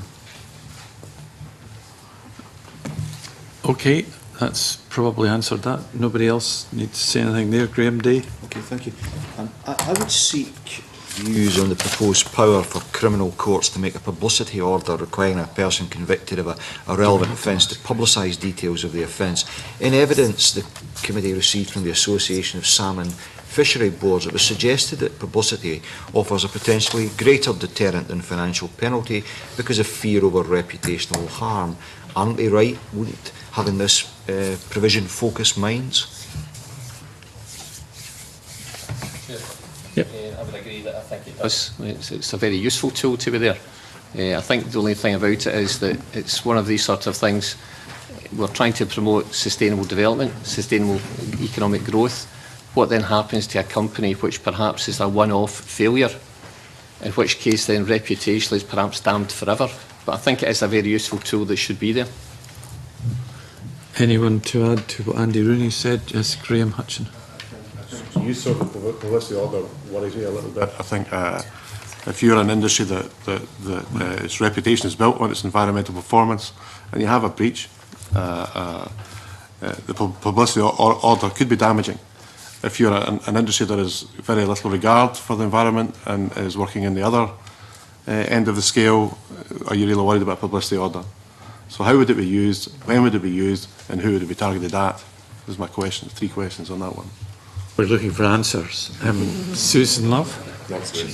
Sorry, I can't give you any answer. My concerns are really much the same, kind of echo what Andy said. I suppose our concern is that whilst we agree it's probably a useful sanction for the courts to have, and it might be useful in certain circumstances, I would worry if it ended up being used routinely, particularly for a one-off offence, particularly if that offence was about was caused by lack of understanding, genuine mistake, whatever, for a small business, and in particular the impact on a small business who probably will not have the advice to repair that damage. They won't have professionals to advise them on how to deal with the reputational impact that a larger company may have. But ignorance of the law is no defence in other areas, so why should it offer a defence in this one? Because the whole regime is around proportionate range of sanctions, and a one-off mistake where it's not to say that there hasn't been punishment, there's been restoration. Is this necessary on top of that, or has the lesson already been learned, would be my point. It's about, is it a proportionate response to each offence? Name and shame. Lloyd Austin? Yes, I think your phrase there, name and shame, convener, is potentially sort of links to the point I was going to make. I think the issue with penalties is that whatever the penalty is, it should be intended to be a deterrent to seek to prevent similar offences in the future, because that's what we're really trying to do, is to stop environmental damage in the first place rather than penalise. But the deterrent to some individuals or businesses is different to others because of the nature and scale of the businesses. And I think the opportunity to name and shame, and it's only the court may, it's not they must, it's may, it's a power for the court rather than a duty, it gives them an alternative option. I think in appropriate cases it is a good option to have, and if there is concern about what cases are appropriate and what cases are not, then it may be that seek Gordon's advice on what the appropriate mechanism is. It may be that the Lord Advocate could give guidance to Procurators Fiscals as to which are the appropriate circumstances to seek such a remedy to be applied, you know, so that it is in the case of the large companies that should know better sort of case rather than the small company who can't, you know, didn't know better sort of thing. Do you see what I mean? So I think it is an appropriate remedy to have on the menu of remedies. The situation as to which are the cases that are appropriate to use would be possibly subject to guidance and discussion. So a large arable farm as opposed to a croft? I thought, Convener, you might point in that direction. The issue, you're quite right. I mean, if they're abusing the regulation and at it, obviously you've got to have a bigger stick, and I think we all accept that. It's also the discretion of the court, where may is very important here. So if whoever's in the court, and that's pretty serious when you're at that stage, bear in mind, and make no mistake, naming and shaming has a huge effect on regardless of scale. But if the individual or the company is trying to change or rectify the position, and if it's by accident that the occurrence has happened, I think the court should take due consideration, whether he's a crofter or a small arable farmer in Fife. A large arable farmer in yes. Gordon. And I think just drawing together everyone's comments, that at the root of this is that environmental offences are ones of strict liability, so you don't need to show that you actually meant to do it or that you were negligent to actually establish the offence. So therefore there are grades of culpability when you actually commit one of these offences. Now, there is precedent elsewhere in the UK for actually trying to categorise these grades of culpability. Again, if you look south of the border, you can see various categories of incident, which have been applied by the Environment Agency for a number of years now. So that kind of scheme could be used to assess what kind of categories might you think about a publicity order in. Thank you for that. We'll move on to Chapter 4 on miscellaneous provisions. Alec Ferguson, please. Thank you. Yes, Chapters 1, 2 and 3 have all been fairly subject-specific, but Chapter 4 leads us on to, I suppose, the potentially more murky waters of what's called miscellaneous provisions. And there are indeed a broad range of such provisions within this chapter, and I don't want to list them all, but I did notice that in written evidence, both the Federation of Small Business and the Scotch Whisky Association raised concerns over the offence of significant environmental harm, and the concerns that they raised were based on the definition of what is a serious adverse effect, on the grounds that it seems very open to interpretation. So I wondered whether either or both of those organisations could perhaps expand on that a little bit, and perhaps, I mean, if anybody's able to give us an example of how significant environmental harm might be misinterpreted, that would be useful. But it'd also be interesting to know what discussions have taken place, if any, with SEPA to discuss those concerns. I guess I'm looking at Susan Love to start this, probably. We haven't, as far as I recall, discussed this specific new offence with SEPA and what it might look like. I suppose our concern is in trying to explain the intentions behind this bill to our members. We struggle to explain to them what this offence would look like, because the definition provided, serious adverse effect, to a layperson is fairly vague. I'm sure Gordon will come in and tell me that there is a well-established principle here, which is great if I can have an example to explain that to my members. But when reading it for a new offence, it seemed vague to us. Do you, Mr. Hutchin? Mr. Hutchin, yes. The power is so broad that we have difficulty in understanding what it actually means in terms of significant environmental harm, and what will the regulator do? Will they come in and start to intervene in the process and the materials you're choosing and how you operate? I think it's greater clarity on what significant environmental harm means and what actions SEPA would take under those conditions. I think that's the only statement I've got to make on that. Is lack of clarity again. May I just ask whether you had any discussions with SEPA about this? Not personally, No. not at that time, not at that No. level of detail. No. I think that's one for the next set of. Yes. So no further to add to that. Richard Lyle.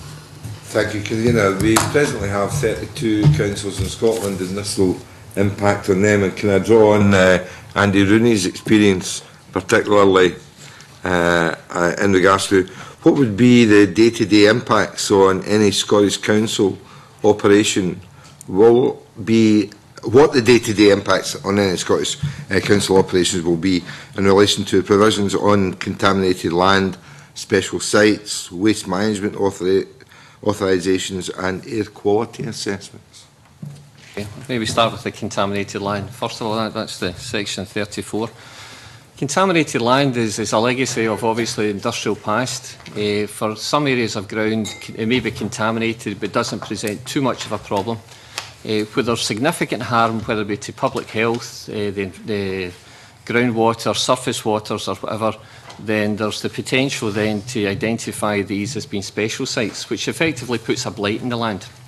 The proposal to remove this once the site's obviously been cleaned up is generally welcomed.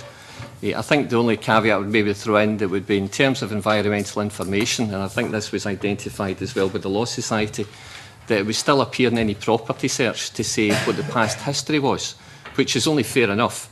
I think in terms of the local authorities, we haven't declared, I think we've only declared one special site within South Lanarkshire's area. But in terms of, from our point of view, the option of getting a site off the contaminated land register back into productive use is generally welcomed. I think the only other thing that we would throw in would be to safeguard the interests of all involved, that there's likely to be some element of ongoing monitoring, just in case that there's some sort of change. But in terms of the principle behind it, to get something back into productive use, yes, that's welcomed. Okay.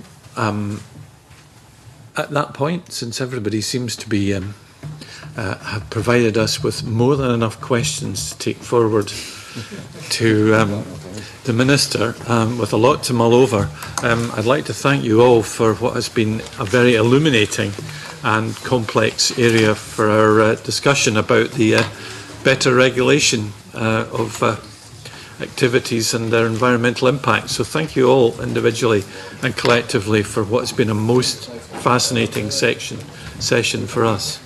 We'll suspend now and we will move into private. So we'd ask you, if at all possible, to leave relatively quickly so that we can move on to our next piece of business.